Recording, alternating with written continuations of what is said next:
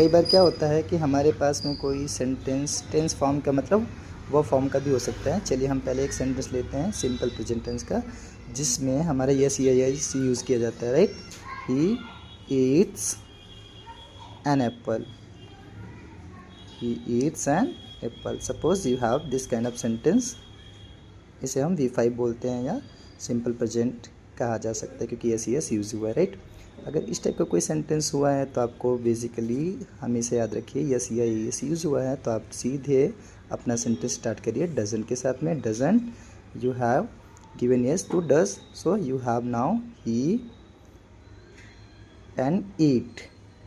Yes, always remember that while converting the assertive sentence into interrogative, you have to use V1 in simple present tense. Okay, doesn't he eat an apple?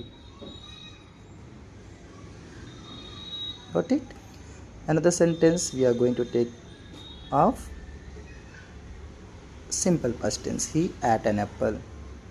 How to identify? अगर आपके पास कोई sentence ऐसा है जहाँ पे V2 use किया जा रहा है डायरेक्टली बिना किसी ऑक्सिलरी वर्ब या हेल्पिंग वर्ब के साथ में, तो सीधी सी बात है कि वो सिंपल पास्ट टेंस का है और उससे आपको तुरंत ही आइडेंटिफाई करके आपके सेंटेंस को डिडंट से स्टार्ट कर देना है। डिडंट, अब फिर से इसको V1 में कन्वर्ट करना पड़ेगा। Didn't he eat an apple.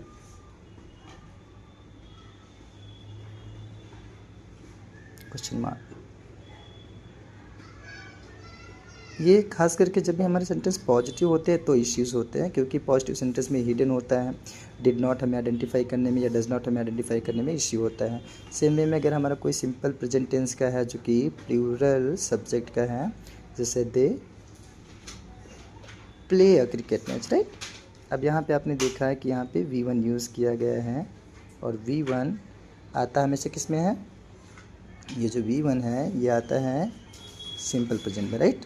तो ये V1 है, यहाँ से हमें आइडेंटिफाई कर लेना है। अगर यस यस नहीं लगा है V1 डायरेक्टली तो आपको यूज़ करना है सीधे डू। सेंटेंस में नॉट नहीं है, आपको नॉट लगा लेना है, डोंट बन जाएगा।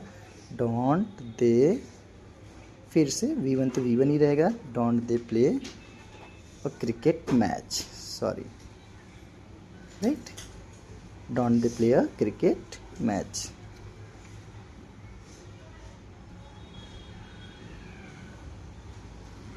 बाकी और कोई भी टेंस होता है जैसे प्रेजेंट परफेक्ट है तो उसमें हैज़ हैव आता है तो उसको आपको रिप्लेस कर देना है सब्जेक्ट के प्लेस में।